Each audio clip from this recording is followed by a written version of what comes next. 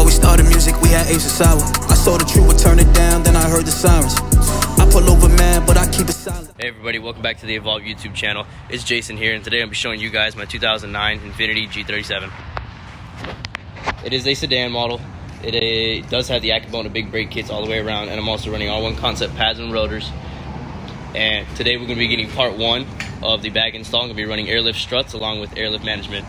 Forgot to mention that I do have wheels coming for my car. They are going to be Ford Star F14s. It's been a long wait for them. They should be here within 2 weeks. Fitment Industries decided to take forever with my wheels because, you know, typical back orders nowadays. Going to be running 19 by 9.5 plus 29. A lot of guys want to know wheel specs. It's going to be pretty aggressive. It should tuck, honestly. If you're bag, it will tuck. If you're static, it will not tuck. I'm going to be running a 245/40 all the way around square setup. The wheels are going to be silver. I don't plan to keep them silver. I plan to repowder coat them, and the car is also not staying red. And don't mind my bumper. I know that it's pretty messed up. I actually have an idea for a custom molded front bumper that I'm going to try to fabricate. I'll make some videos on that later on. It's either going to be the custom bumper actually, or a wall design body kit, front, rear, and side skirts. Now you may be asking, do I know what I'm doing? Do I know how to install bags? Yes I do. This will be the second bag car for me. I'm going to be running Airlift struts with Airlift 3P Management. I'm also going to be doing 1/4-inch hard lines for the vehicle, and I plan to upgrade to dual compressor eventually with time. Alright, step one is going to be ripping out or tearing apart everything inside my car. I did have a rear wall facade for my trunk that said G37 Sport. I'm going to be removing everything in the trunk, all the old crappy wiring, and I'm going to be removing the back seats in order to be able to put all my wiring and all my lines properly and nicely well done.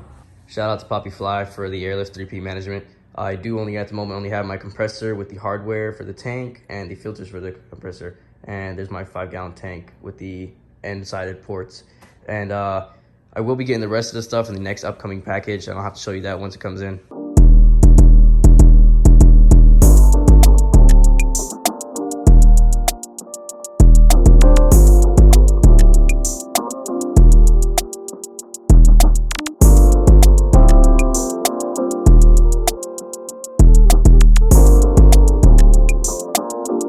Alright, so step one is nearly done. I do still have to remove the ground cables there and all the power cables. I did remove my RCAs already.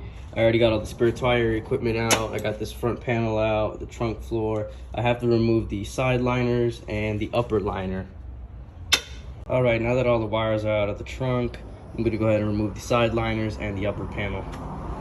Alright, after taking majority of the things out, I realized I do not have to take the side pieces out. I am able to just drop the seat down whenever I unbolt it. I did remove the top one, however. I removed the top one solely because I'm getting a tray mount for my air system. It's going to be from Statistics Ironworks. The tank and compressors will mount up top here on the deck, and the manifold will be facing out this way. And if you're wondering why I remove all my spare tire stuff, I removed my spare tire equipment because I'm going to be putting a subwoofer box here with a 10-inch Scar Audio subwoofer, and I'm going to be making a floor out of the outline that you see here from the OEM carpeting. I'm going to be making a wood floor with a center cutout for the subwoofer and putting some plexiglass so that you'll be able to see the subwoofer. Alright, so for my trunk setup, I'm going to be making a wood floor. I'm going to be using 3/4-inch plywood. I'm going to measure out a rectangle shape based on the bottom floor lining.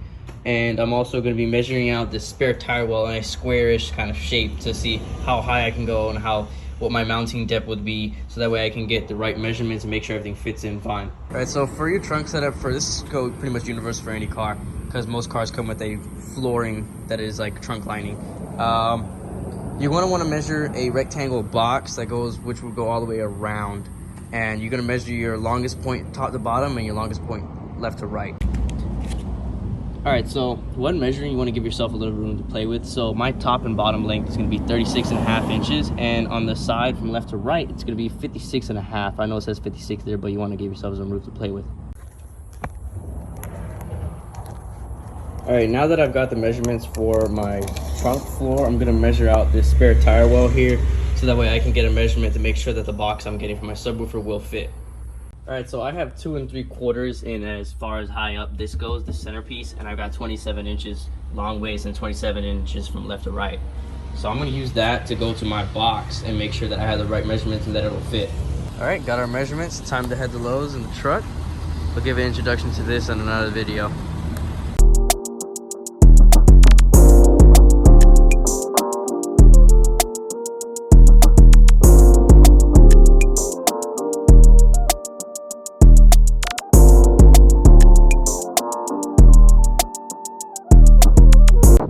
Alright guys, shout out to the local Lowe's. Got my wood here, and I decided to go with this vinyl floor. It's like a black marble look for the flooring. And I'll be ordering some LED lights as well to go around the perimeter of the trunk cutout. So that way we can have some white lights, like a showroom floor kind of finish. Alright guys, I'm back home. Got my trusty Sharpie here. This is what I mean by getting a rectangle shape, so you can kind of makeshift an outline with the marker. And that you would use to then cut out, and then you'd have your wood trunk floor. All right, and here we go. I traced out my outline using the trunk liner, and these two lines here on the sides, I'm gonna utilize the factory kind of like folding flaps of the liner. Like this is one side and this is the other, because if I leave it as one whole piece, it will not fit into the trunk. So I have to make these two cuts here along the sides, so that way these can like fold up and back. So I'm going to use hinges for those to where they fold. All right, back in my garage. That's it for part one, guys. Part two is going to consist of all the plumbing with the wiring, and then also cutting the wood out so that we get the trunk set up, and I'll apply all the tile vinyl that I got. And like and subscribe, and I'll see you guys in part two.